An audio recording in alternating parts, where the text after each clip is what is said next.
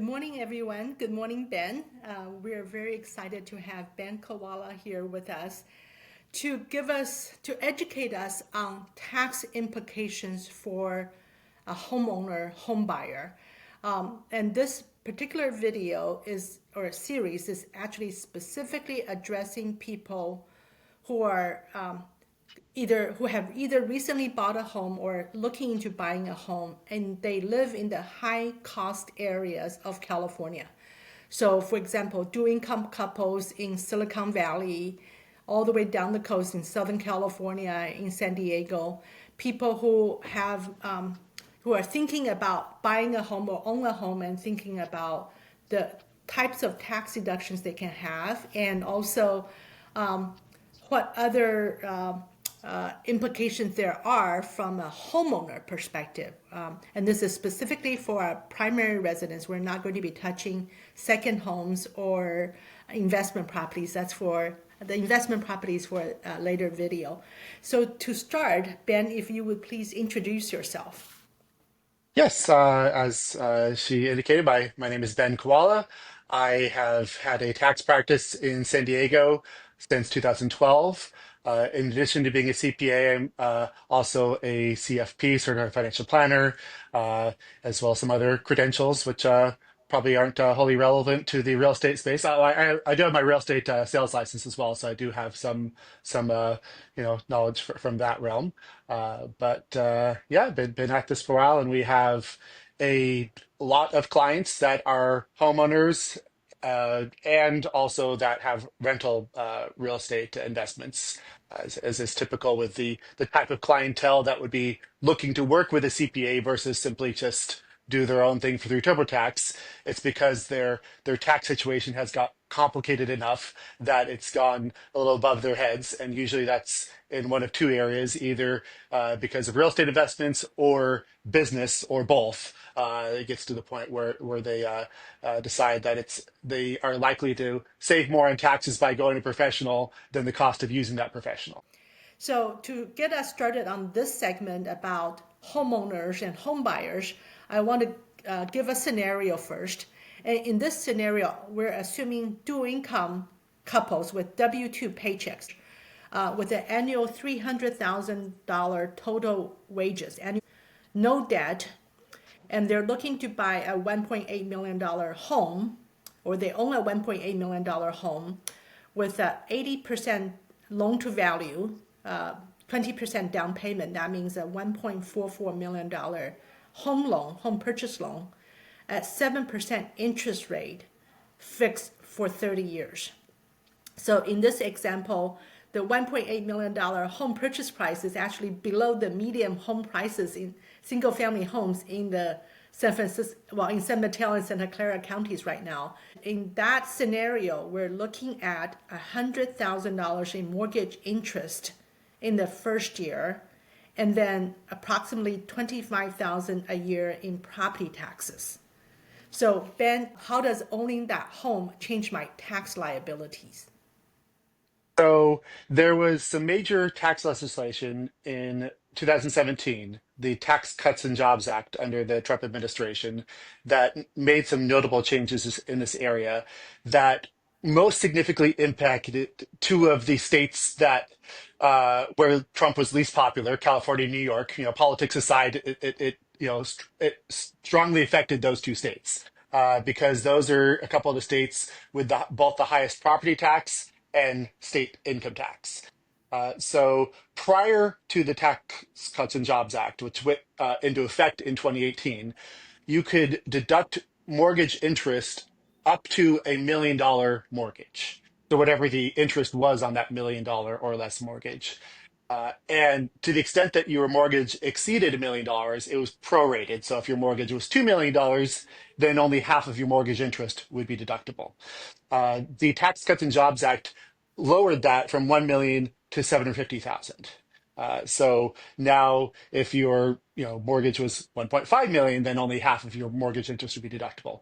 Now that proration is done over the course of an entire year. So in the first year of purchase, let's say you purchased your property July 1st and your mortgage is 1.5 million, you would still be able to deduct all of the mortgage interest in year one because the average amount of mortgage you had over the year is 750 because you only had it for half of the year.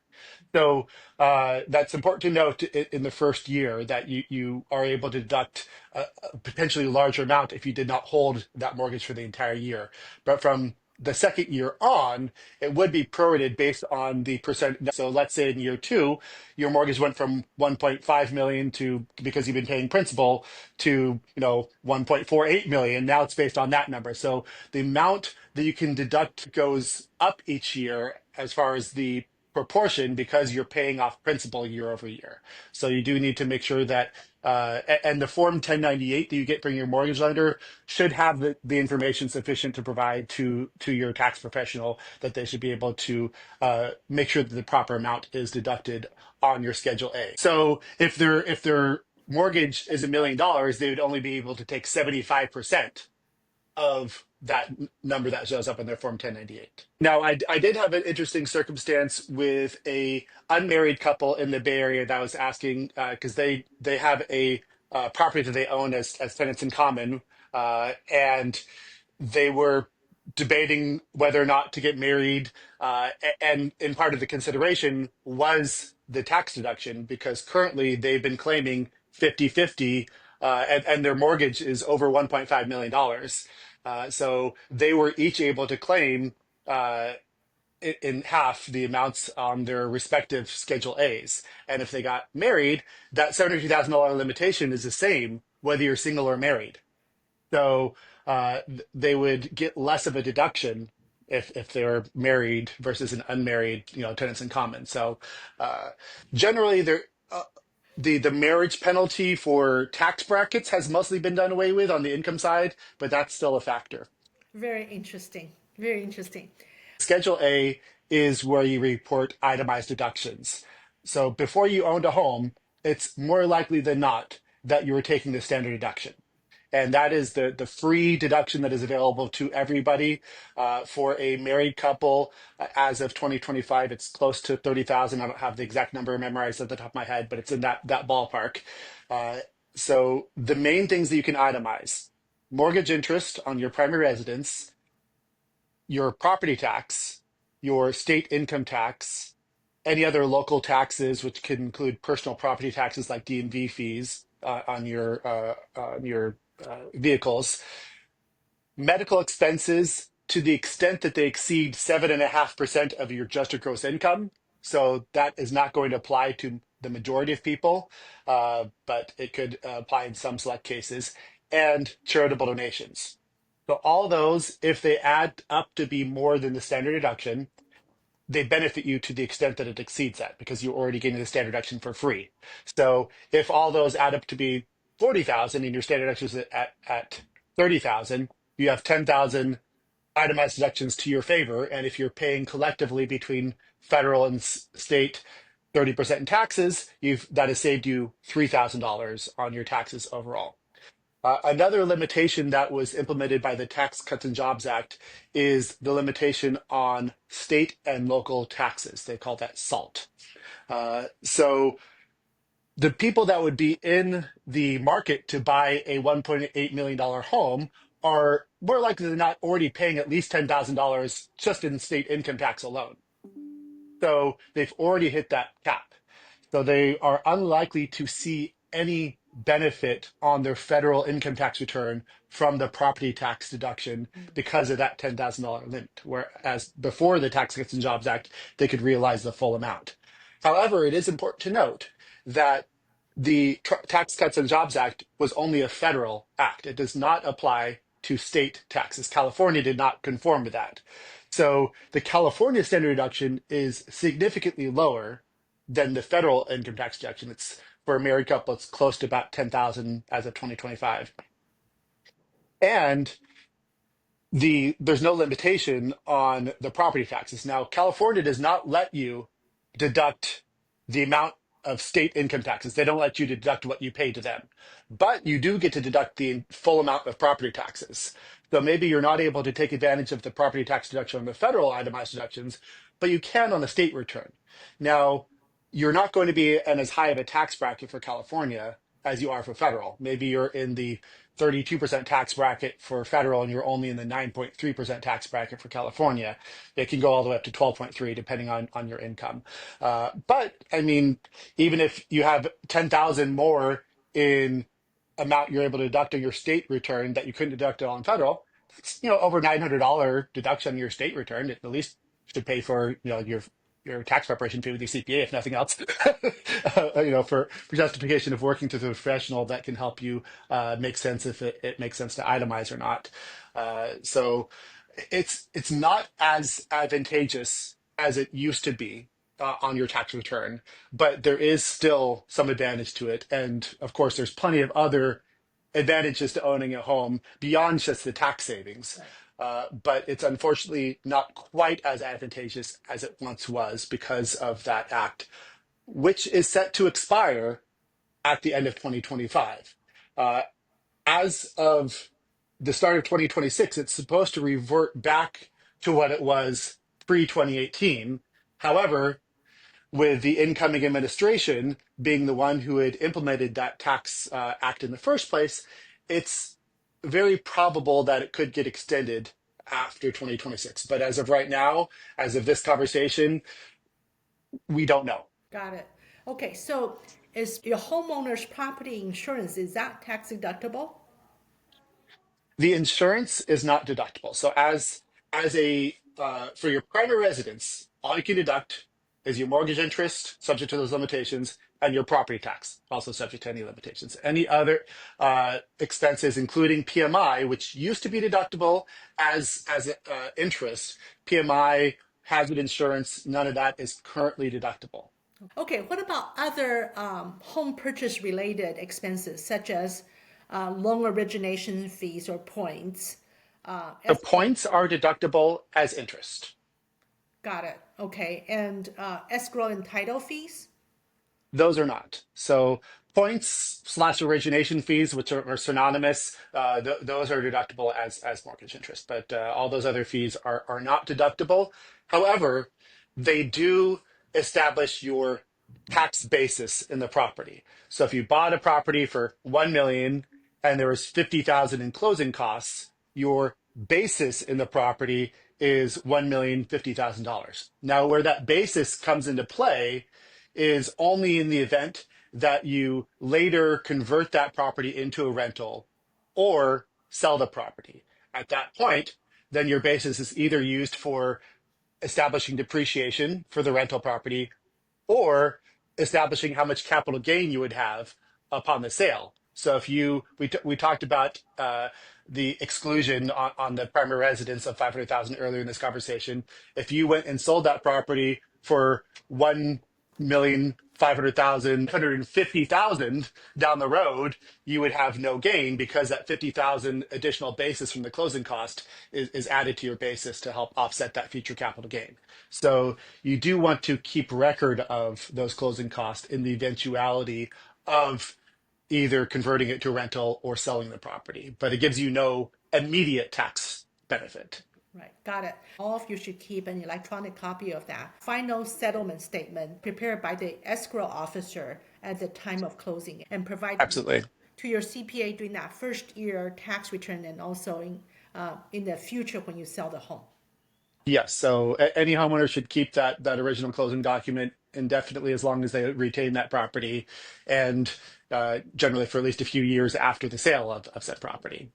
Ben, would you talk a little bit more about the homeowner's tax exclusion? What is it? And Yes. how is that calculated? So, Section 121, the tax code illustrates the homeowner's exclusion on the sale of their primary residence. So, it has to have been your primary residence for at least 2 out of the 5 years immediately preceding the sale.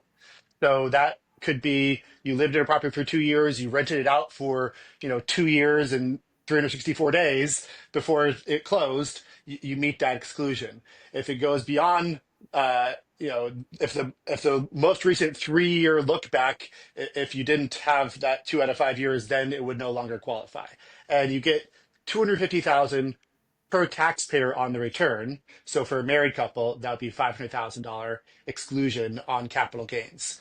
There are some additional ways to expand that for active duty military. If applicable, that could be expanded for up to another 10 years. So it could be 2 out of the last 15 years for if you had to move to do a permanent change of station, something like that. But the general rule is 2 out of the last 5 years. It can be a rental property for part of that time. It could just be vacant for part of the time. Doesn't matter. You just have to have had it as your primary residence for that 2 year time frame. There are exceptions if it's less than 2 years. If you had to move for any number of reasons, maybe due to an injury, disability, if you outgrew the place, maybe you bought a small condo, a 1 bedroom condo, and you had a kid, and a year and a half later you had to move out because just wasn't sufficient space. If you had to move to take care of an elderly dying parent, if you had to move due to getting fired from your job, there's a whole lot of exceptions. And if you feel like you might have one of those exceptions apply to you, consult with your tax professional to see if you can get a partial exclusion.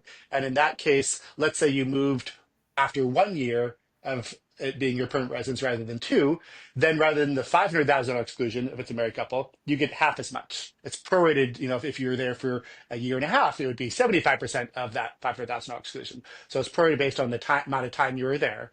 And I've applied that less than 2 exclusion on a number of occasions as it made sense to do so. But again, the general rule is that 2 year. If it was a rental property for part of that time frame before the sale, it's important to note that that 500,000 or 250,000 exclusion does not eliminate depreciation recapture, which is I guess we should probably talk about the subject matter of depreciation, as it's come up a couple times already. And for some people, that might be a foreign topic. If you have an investment property for residential real estate, it is depreciated over 27 and a half years. So depreciation is a way of establishing an expense over a more period of time. So with residential real estate, the IRS has prescribed that it's 27 and a half years. Commercial real estate, it's 39 years. Vehicle, it's generally 5 years. But the idea is that if you buy $1 million property and establish as a rental, it would not be appropriate to take $1 million expense in year one. You would take that amount divided by 27 and a half. So if you sell your primary residence and it was a rental for any period of time prior to that, it will have been depreciated to some extent. And when you sell a property, let's say you bought it for 1 million and you sold it for 1.2 million, but there had been 100,000 of depreciation prior to that point, your basis has been reduced by that 100,000 of depreciation. So your gain is the sales price minus the purchase price minus the depreciation has been captured. There's some other things that might go into that calculation, such as improvements and whatnot, but let's try to keep it as simple as possible. Your gain would be 300,000, 100,000 of which would be depreciation recapture. And that amount does not get the homeowner's exclusion. That would still have to be recaptured, even if you had the $500,000 exclusion applied to you. So just something to be aware of if you have a property that has been a rental. I know a strategy that sometimes people might like to use if they're thinking of selling a rental property is to move in for 2 years prior to the sale to get that $500,000 exclusion. They just have to be aware of the fact that it does not wipe out the depreciation recapture. So just something to that should be brought up in that topic. Thank you very much for that. So then if I had a married couple and I have $700,000 of capital gains Mhm. from the sale of my home, then and I take the $500,000 tax exclusion for the married Mhm. couple, then the 200,000 would be able to be offset by the capital loss Loss. carryover from stocks. Yes, so capital losses are lumped together, whether it's from sale, because stocks are an asset, real estate is an asset. These are all assets that can generate capital gains or losses upon the sale of those. So yes, the loss from sale of stock can offset capital gains from sale of real estate. It's important to note that the net loss that can be claimed in 1 year is $3,000. Meaning, if I had capital gains of 100,000 and a capital loss of 200,000, it doesn't mean that I get $100,000 capital loss on this year's tax return. I get 3,000 loss to offset other income, and then the remaining 97,000 gets carried forward into the next year to offset either future years' capital gains or to be claimed at 3,000 a year indefinitely until it's wiped out, assuming I never have any capital gains again in the future. Got it. Okay. So obviously, it sounds like selling a home is considered a taxable event. Correct. So taxable does not equal tax. It just means potentially taxed. Okay, expand on that, please. So if you bought the home for 1 million, sold it for 1.5 million, and you had a $500,000 exemption, and assuming there's no depreciation capturing like that, then you pay no tax. It's taxable. You get a 29S from escrow showing the amount, the 1.5 million that gets reported to the IRS. With the IRS, it's often guilty until proven innocent. You have to say to the IRS, "Hey, yes, I sold this home for 1.5 million, but I bought it for 1 million." And it was my primary residence for 2 of the last 5 years, therefore subject to the exclusion. Therefore, it's not subject to any tax. So taxable, meaning there was the potential for tax, assuming that the math hadn't checked out that it resulted in zero tax. Got it. So is refinancing a home, is that a taxable event? So the act of refinancing is not taxable. Now it can have tax consequences because you now likely have maybe a different interest rate. So you have a different deductible mortgage interest. If it was a cash out refi, meaning that you took extra money out, you might have even a higher mortgage interest to deduct. And the amount that can be deducted as mortgage interest is only a mortgage that is secured either for the purchase of or improvement of the home. If you took out a cash out HELOC from your home to go on vacation, under the tax code, that would not be deductible. But if you took out that HELOC to build an ADU, deductible.